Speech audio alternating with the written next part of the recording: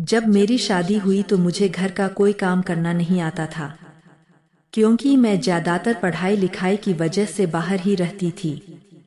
खैर, मेरी इस मामले में किस्मत बहुत अच्छी है, क्योंकि उन दिनों मेरी 3 जेठानियां और एक सासू माँ मेरे से ज्यादा काम कर लेती थी।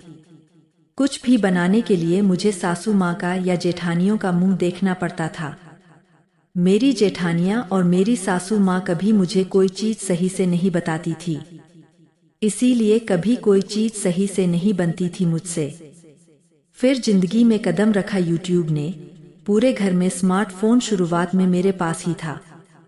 मैं ही जानती थी कि गूगल और यूट्यूब कमाल करने वाले हैं मेरी जिंदगी में। करेला कैसे बनाएं, कटहल कैसे बनाएं, गुजिया कैसे बनाएं, जलेबी कैसे बनाएं, समोसा कैसे बनाएं, सब यूट्यूब बता देता था।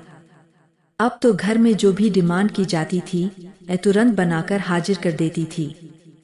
धीरे धीरे मेरी सासू माँ सोचने लगी, आखिर जिस लड़की को चाय बनाना नहीं आता था, उस लड़की को इतने व्यंजन बनाने कैसे आ गए।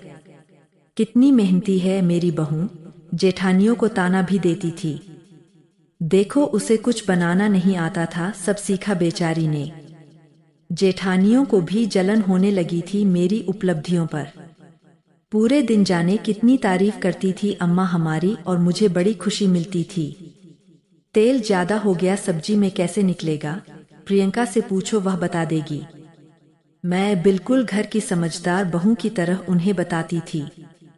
कुल मिलाकर घर में सभी दुनिया भर के ज्ञान को मेरे यूट्यूब के ज्ञान ने डुबो दिया था। सच बताओ तो इसी यूट्यूब की वजह से उस समय अपने घर में सर्वगुण संपन्न बहू में गिनी जाने लगी थी।